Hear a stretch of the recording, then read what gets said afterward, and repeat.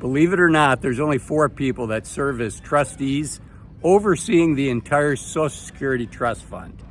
And by law, each year, the trustees issue a report to the American people, letting us know the health of the Social Security system. Now, last year's report was startling. Unfortunately, this year's report that just came out is even worse. According to Janet Yellen, that chairs the group, the Social Security Trust Fund will not be able to meet its full obligations before 2033. That's right, that's less than 10 years away. And a year from now, that will be less than 100 months away. And if you couple that with the fact that according to the US Census Bureau, they have a report that's called the SIPP report, less than half of Americans have a single dollar saved in their retirement account.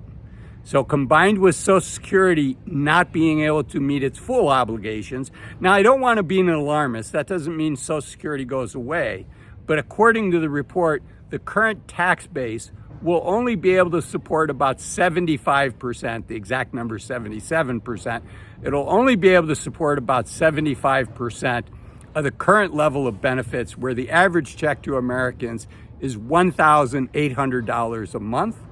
So 77% of that is less than $1,500 a month. It's $1,400 a month. So the news is really bad, right? And you know, the politicians have been kicking the can down the road and saying, you know, well, we'll get to it, we'll solve it. In fact, way back during Reagan's era, you know, they started to raise the full retirement age, and pretty soon the full retirement age will be 67. For instance, that will be my full retirement age in order for me to get full Social Security benefits. Now, I'll still be able to file early if I want at 62, but for me to get my full benefits, I've got to wait to 67. And, you know, the logic there is, you know, we're all living longer, and that might be true, and it's easy for people in ivory towers and in think tanks to say, well, people are being healthier. But you know what? If you're doing manual work, if you're a carpenter, you know, there's probably only so many nails, there's only so many times that you can swing that hammer until your body starts to give out on you, right?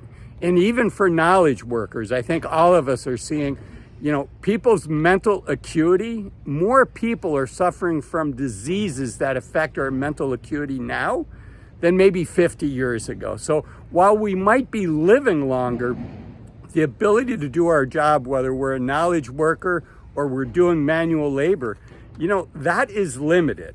So is extending the full retirement age from what used to be 65 to 67, is that a big deal? I think it is. When you think that the average 60-year-old only has 1,000 weeks remaining of healthy active time, you know, taking 100 weeks of what would otherwise be our healthiest, most active time, that's, to me, that's a big deal. And I'm not saying we should increase Social Security benefits. I'm not saying anything like that, but the politicians do need to get this figured out, because the time for delay is unfortunately now behind us, and we have to act.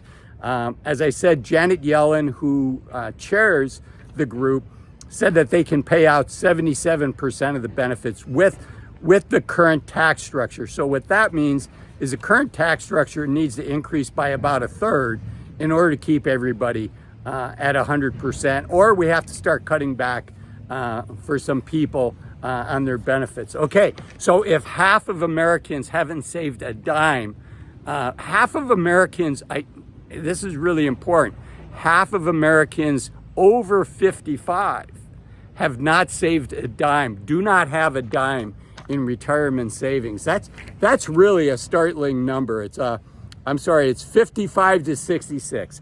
Half of Americans 55 to 66 have zero retirement savings, and only 25% of Americans 55 to 66 have more than $100,000 in retirement savings.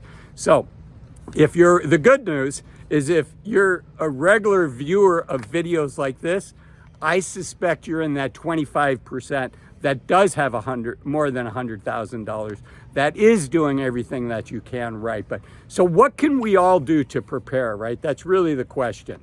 And so I've got a list of 5 things that I think we should all do to prepare. And for me personally, number 5 is the most important. So let's start off. The first one is we just have to save, right? We've been raised on save 10% of your salary and you'll be okay. And, I wish that was okay, but, for most of us, it's not going to be okay. We really need to try to be saving 15 to 25%. Now, I don't know your situation. This is based on a number of factors. This is not financial advice for anybody here. It can't be. As I said, I don't know your situation. But I would encourage you to work with a fee-only financial advisor on all of these things I'm going to talk about so they can work with you on your specific situation. Okay, so number 1 is save. Number 2 is it's not enough to save. You also have to invest. We have to get compounding working for us. And if we put the money in the bank in something safe and quote unquote secure because every month the statement comes in and the state, the balance is not going to be volatile as long as it's in an FDIC insured savings account. But you know what? It's likely not going to be beating inflation. And if that's the case, compounding's working against us. Remember, compounding works both ways. Compounding giveth, and compounding taketh away. So if you're earning less than inflation, you're losing more and more ground every year. If you're making more than inflation, your money is starting to work harder and harder for you every year, and that's what we want. Okay, number 3 is have a plan. It's awfully hard to hit a target if you don't know what your plan is. And both extremes could be bad, right? You could be under saving, which is bad, but you could also be over saving and unnecessarily sacrificing and giving up opportunities to have fun. I mentioned the book Die with Zero. Everything's on a spectrum, but Die with Zero talks about getting full enjoyment of your money while you still can, right? So saving up all your money until you're 80 or 90, you likely won't get as much enjoyment out of the money there. So there is a balancing act. So have a plan so you're not undersaved and you're also not unnecessarily sacrificing and oversaving. Number 4 is you be you. Forget about the Joneses, right? When it comes to your spending, who cares if your neighbor got a new car? Who cares if your neighbor moved, to that ritzy corner of your neighborhood, and you're in a really nice corner of the neighborhood, and your kids go to the same schools, but the Joneses moved to this other section of the neighborhood. Well, let them be them. Who knows? Personally, I'd rather be debt free in my 50s or early 60s and not have a mortgage than move to the richier part of town and have a mortgage until I'm 70 or 75. I'm not signing up for that plan, and I suspect many of my viewers are not either. Okay, and number 5 is invest in yourself. If you're younger, even if you're my age and going to be 60 pretty soon, invest in yourself, learn new skills, constantly up your game, level up your skills so you can provide more value either to your current employer or your next employer, and hopefully see some of that reflected in your salary. If you enjoyed today's video, I know you're going to enjoy this video up here that talks about average income in retirement, and this video down here that talks about 5 reasons to retire as soon as you can.